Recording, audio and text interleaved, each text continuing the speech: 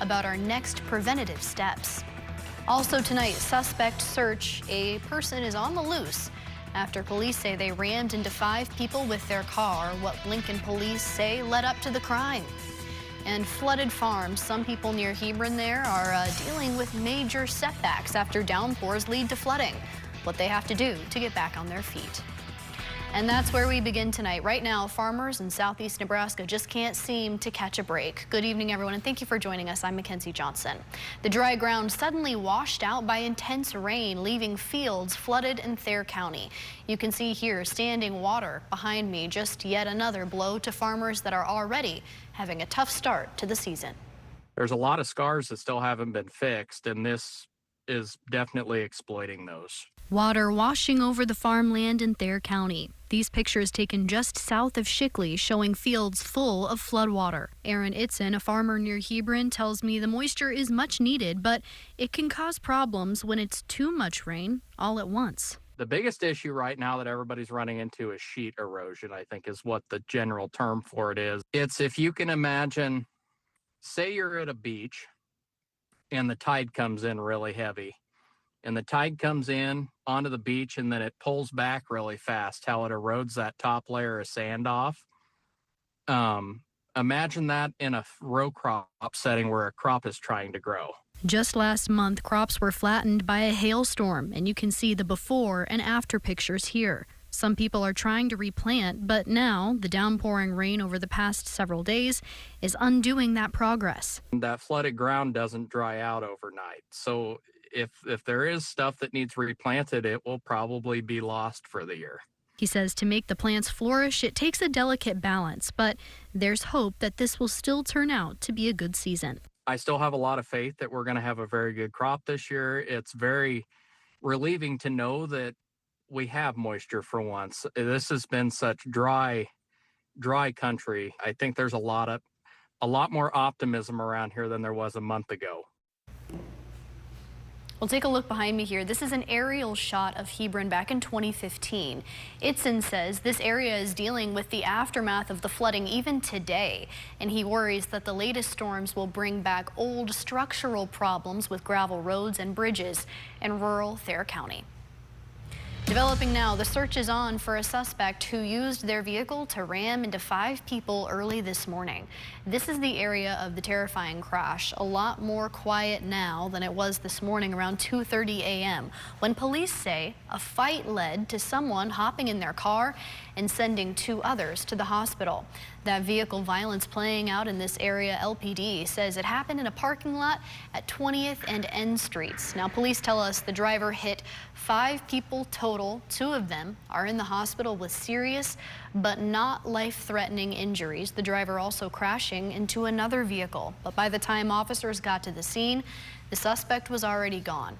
Police say they know the identity of the person responsible, and they're not believed to be a threat to the public. The Lincoln Police Department is asking anyone with any information on what happened to contact their non-emergency number or stay anonymous by reporting to Crime Stoppers. New tonight, a T-bone crash happening today in the capital city. This is the scene near the intersection of 33rd Street and Pioneers Boulevard. Citizen journalist Brian giving us this view of the aftermath in our Now Local News app today. Police and LFR on the scene early this afternoon with a good amount of people standing there in the grass near the crash, being asked some questions there. Now, we are reaching out to LPD to find out what caused that crash and if there are any injuries. We'll keep you updated when we learn more.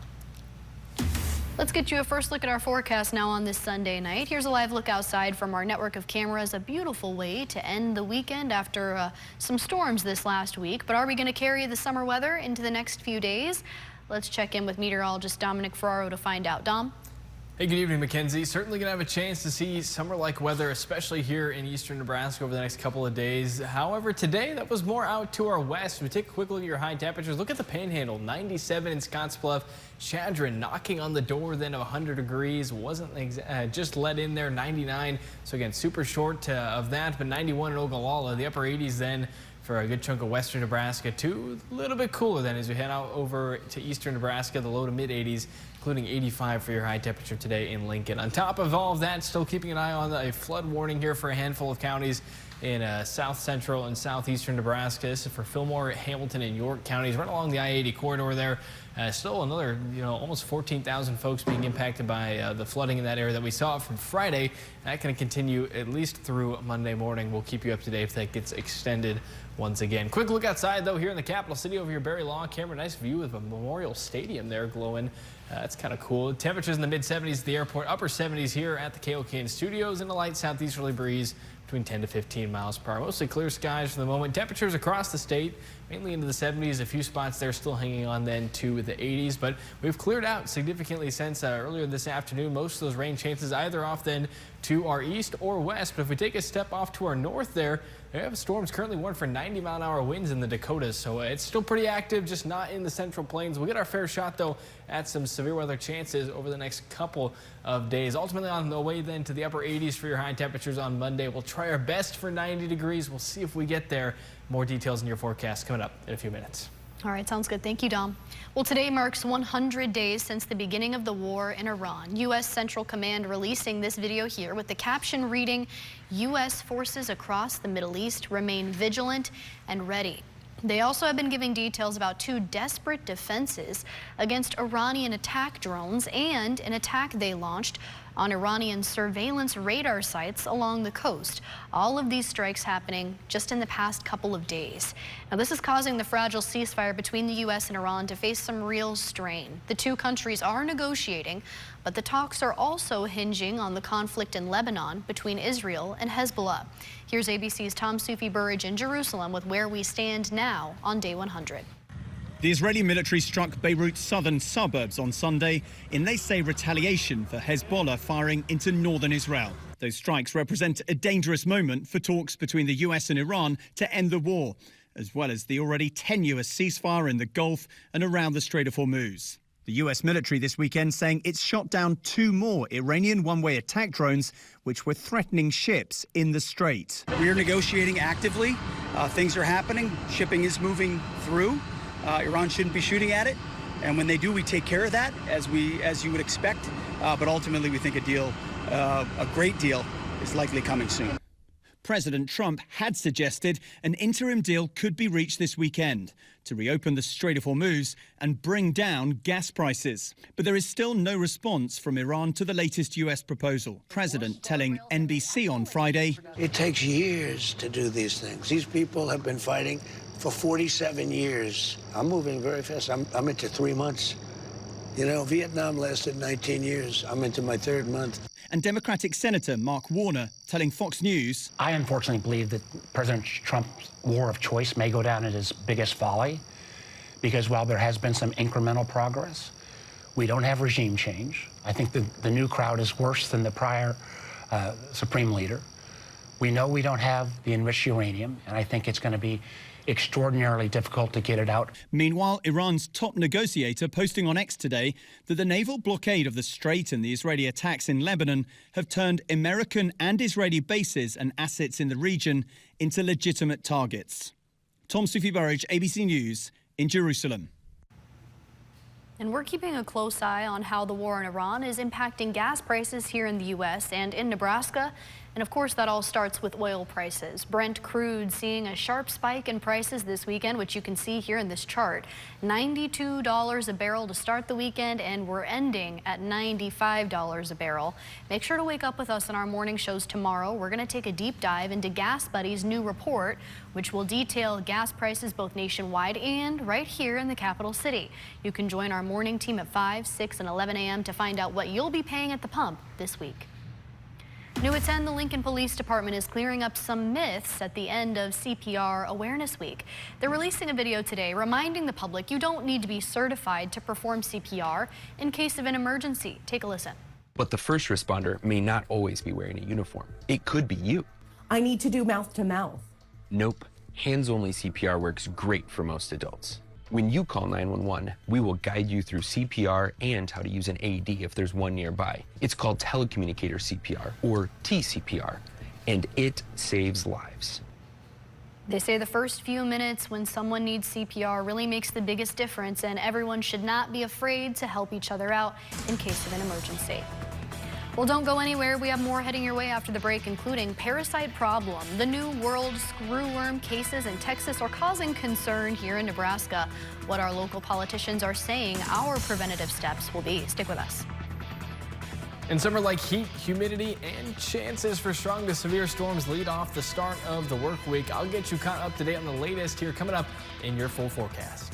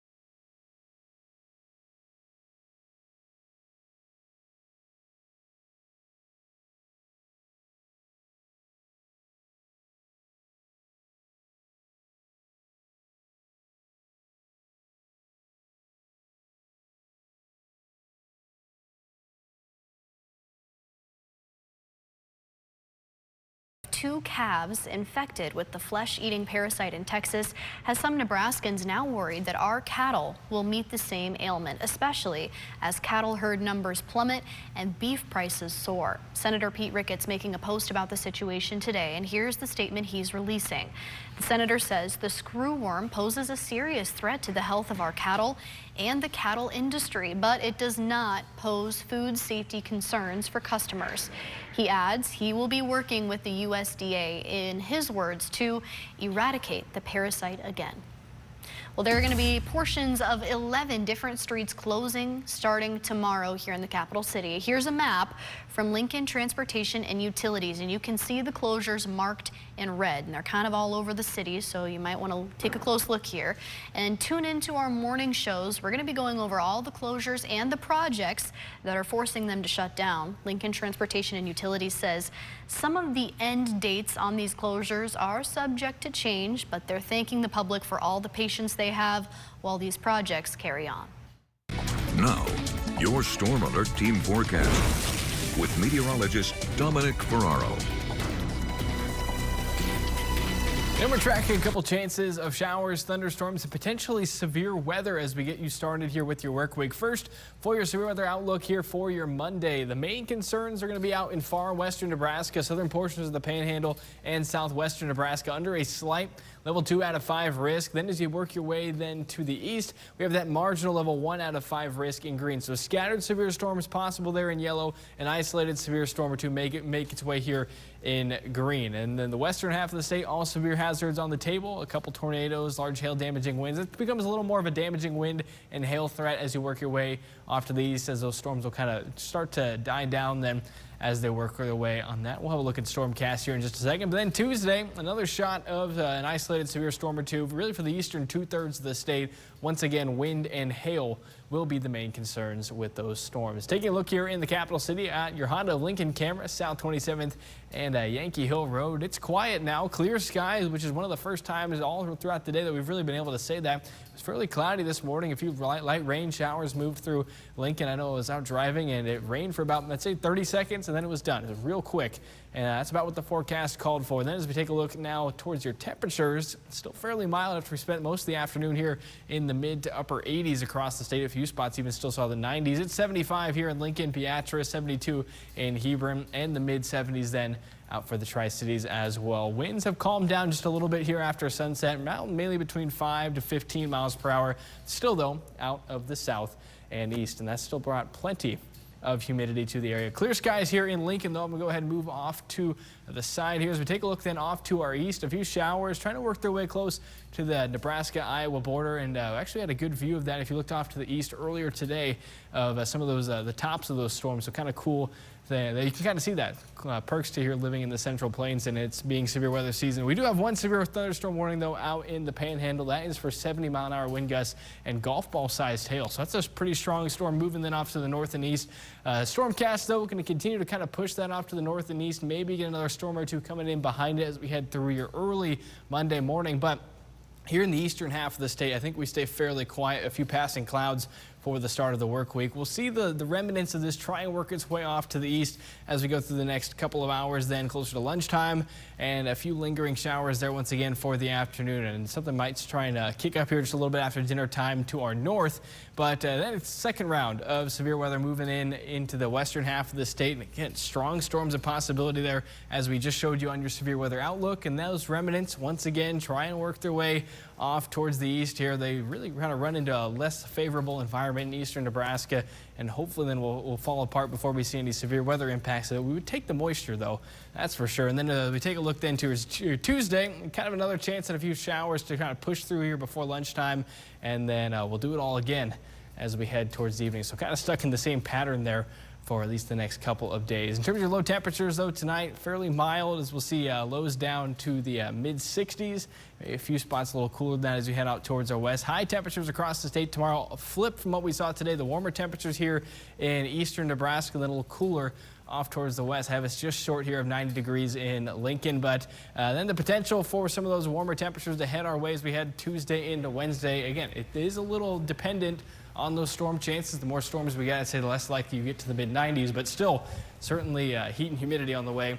But good news is it doesn't last too long. By the end of the week, we're back down closer to average with highs in the 80s. Maybe another chance for storms there as we head into next weekend, but a couple upper 70s in the forecast there. I know if we do see the mid-90s here coming up in the next couple days, upper 70s is going to feel pretty good. Oh, absolutely. I feel like upper 90s is where you get to the point where it's not even fun to be outside, so the 70s is going to be a nice break. Yeah, and we didn't even get into the humidity side of there. I mean, we're still talking dew points, 60s, 70s. That's a heat index value close to 100 degrees. So I mean, if we could just fast forward past that, we can get right to the nicer weather, that'd be great. One would hope, but I guess we'll have to bear through it. Thank you so much, Tom. New tonight, the York County Sheriff's Office is releasing the results of their Make It Click campaign. For the last couple of weeks of May, they had deputies working overtime and making more stops to ensure people are wearing their seatbelts and driving safely. In just 14 days, deputies making 154 traffic stops in total. This led to 1 DUI and 2 drug influence evaluations. They issued 49 total citations, 26 of those for speeding. Also new tonight, a creative outlet for some is building an inclusive space for everyone. A local market has been slowly growing year after year, and now business owners are able to use their art as a way to bring people together for a day. This is the annual Make It Market, which is on 48th and Normal. The Make It Take It Craft Studio hosting this every year, inviting people to come and sell their art. There's quite the variety. There's pottery and jewelry, even crochet pieces and leather work. One of the organizers says there's been incredible support for the market, and it's a way for some of these creators to take their passion and turn it into a business. Lincoln has such a deep well of creative talent, and at Make It Take It, we're able to be sort of the centerpiece of bringing all of these different people together. People are really eager to support local makers and local creators, and so having these sorts of events, I think, really inspires people to come out and support. If you miss the market today, no worries. She says Make It Take It is open Monday through Saturday, and you can make your own art projects. And they plan on growing the market even more for next year. Right now, UNL students are taking their learning overseas. The students who are in a stitching culture class at UNL are getting a unique opportunity to go to Japan for a 3-week hands-on museum exhibition research experience.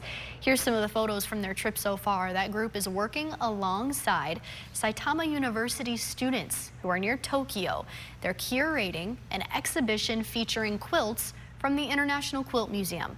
UNL says those students are able to apply their skills and bring their learning to life on the global stage. Coming up in sports, the Salt Dogs sweep. Husker football also picking up some new commitments. Plus, we'll reveal our athlete of the week, find out who it is when we come back.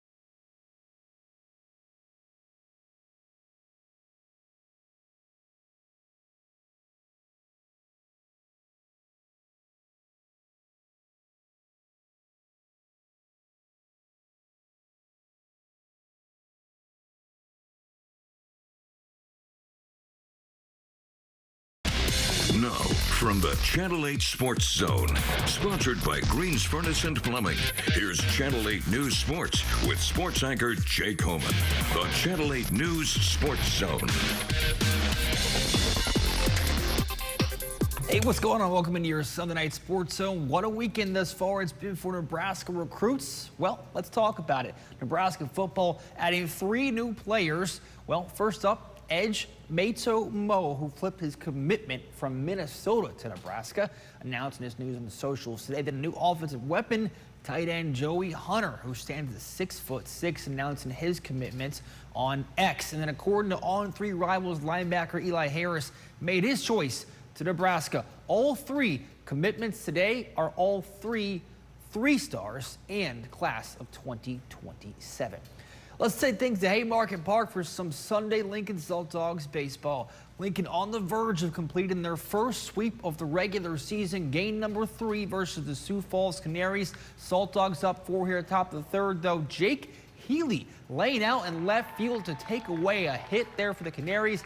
Ending that inning there, lefty Ryan Remez only giving up just 1 run on the day, striking out 7, ending the 4th here on back-to-back Ks. And for the 3rd straight game, Lincoln totaling double-digit hits today, finishing with 16. They hit 42 across this 3-game series, and your Salt Dogs pick up their first series sweep of the season, taking down Sioux Falls today, 12-2.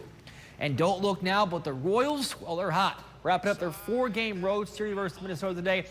Tie ball game in the 5th. Michael Garcia breaking that one up. Next at bat, though, Sterling Marte, the 3-run bomb to center would open this game up to a 5-1 lead. KC would hang on for a Sunday victory over Minnesota, 6-5 your final. Royals take 3 out of 4 versus the Twins, and now have won 5 of their last 7. One Husker becoming a champion for the first time this past week. Nebraska's Brooke Bream taking home the women's amateur championship. That's why she's been named our athlete of the week. The following segment is sponsored by Menards. Going out as the champ. A lot of fun. I would say it was a great way to finish my career. Nebraska 5th-year grad Brooke Bream took home the Nebraska Women's Amateur Championship this past week at Lockland. In the 3-round tournament, Bream shot 71 and back-to-back 73s. I found a way to hit fairways, and I had been playing this big cut, actually, but I straightened it out a little bit and just kind of aimed up the left side every time. This was her first time capturing the trophy, but not her first time competing. And the whole round was great. Even when the front didn't start my way, I was still having fun, and that's what I went out there to do. But yeah, it was great to finish this one off. I got second in the match play last year, and so I was really excited to actually come out with a win this time. And Bream, who has spent her whole collegiate career in Lincoln, says to cap off her time in Nebraska with a win means everything. It was great to just finish my career like that, and all my teammates were out there, so it was like one last ride for me, I'd say. But yeah, just to top off my career like that, it was great. And before we go, some more tickets punched tonight to Omaha, starting off with Georgia taking down Mississippi State in extra innings, 11-9. The Tar Heels, a walk-off fashion. They will head to Omaha for the second time in 3 years, defeating USC 4-3. Alabama versus St. John's right now, still in delay in the 8th inning. And a couple more games here. Texas is up against Oregon. That's still in progress. And Oklahoma is up 8-1 versus Kansas. Again, that one is also delayed. And that will do it for your sports zone for now. Mackenzie, I'll go ahead and send it back over to you. All right, looking forward to the College World Series. Thank you so much, Jake. Stick with us. We'll be right back after the break.